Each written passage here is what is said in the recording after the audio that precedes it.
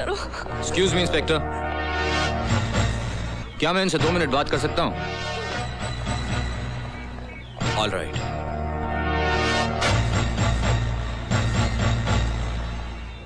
अभी कुछ नहीं बिगड़ा है सर। आप मिल में लगी हुई आग की जांच रोक दीजिए, मैं आप पे लगे सारे इल्जाम हटा दूंगा। बड़ी हिम्मत है तुझ में लड़के। मैंने सुना था झूठ के पांव नहीं होते, उसे सच के सहारे चलना होता है। ये सब किताबी बातें हैं सर, और जिंदगी कोई किताब नहीं। मेरी राय मानिए, मैं आपके बेटे जैसा हूं। मेरे बेटे जैसा है तू? अरे डूब मरता मैं अगर मेरा बेटा तुम्हारी जैसे होता। तुम्हारा ना कोई धर्म ना कोई ईमान, पैसों की खातिर खुद की आत्मा तक को बेच चुके हो तुम। नहीं नहीं, मेरा बेटा तुम्हारे जैसा नहीं है, नहीं है मेरा बेटा ऐसा। अरे वो तो ईमान की खातिर खुद को कुर्बान कर सकता है, फर्ज की खातिर अपनी जान दे सकता है। देश के दुश्मनों के लिए आतंक है मेरा बेटा, आतंक। रोको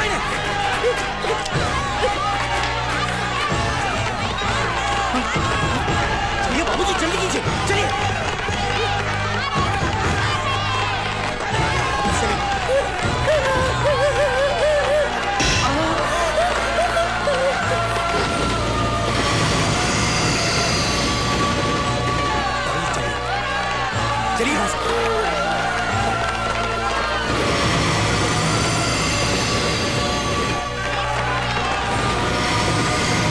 कमाल कर दिया। उसकी लाठी में आवाज नहीं होती वकील, उससे डर।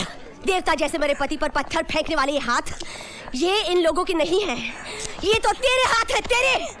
इसका हिसाब भी तुझे चुकाना पड़ेगा, याद रखना तू। चलिए माँ जी, माँ जी चलिए। कोई मेरे करण को बुला लाओ, मेरे करण को बुलाओ कोई। Let's move. करण!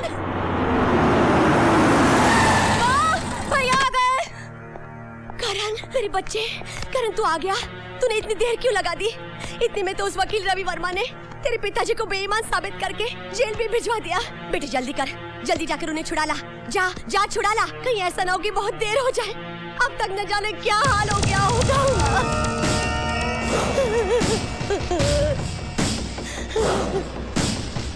वाह रवि बाबू वाह, क्या कांटे से कांटा निकाला है आपने, मजा आ गया।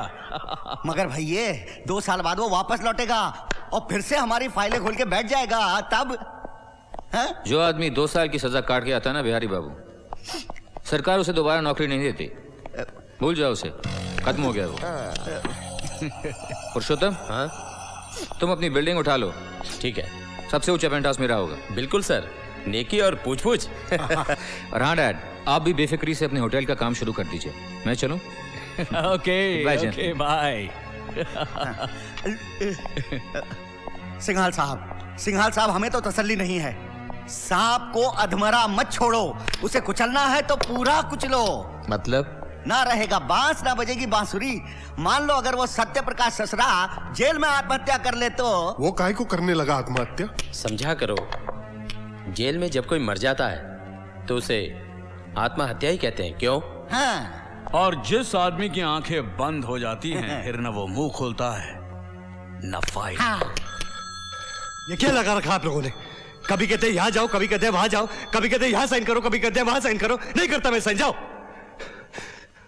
पिछले 2 घंटों से it's more than enough. Okay, देखिए हमें अपनी ड्यूटी कैसे करनी है मत समझाइए हमें।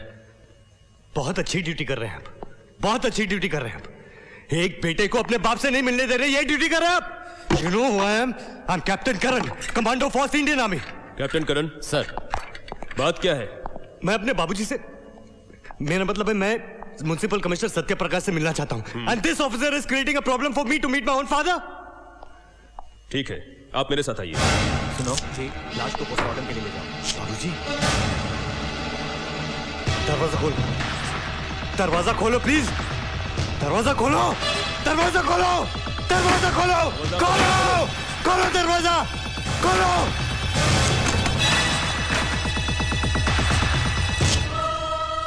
ये कब हुआ? सर सुबह 7:0549 ने आत्महत्या कर ली और खबर मिलते ही हमने लाश का पंचनामा शुरू कर दिया और सर इनके रिश्तेदारों को भी इन्फॉर्म कर दिया।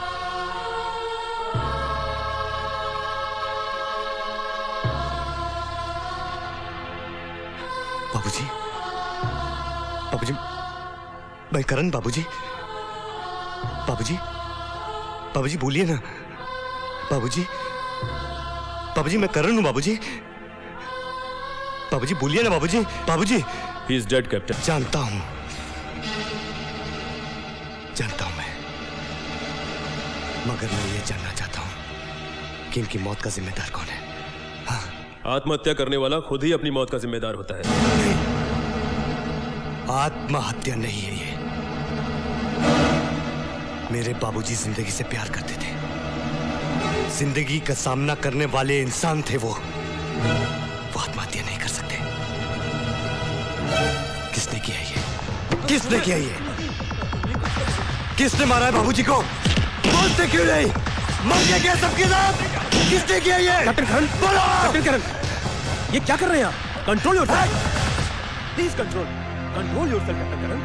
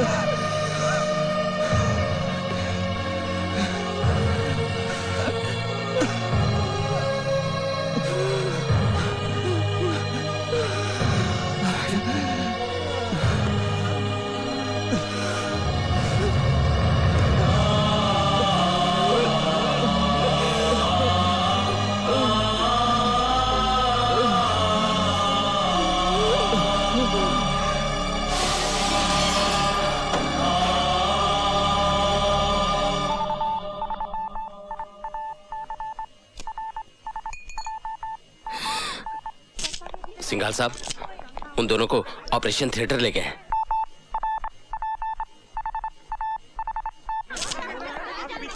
सर, गोलियां चलाने वाले को पहचान लिया गया है। उसका नाम करण सिंह है।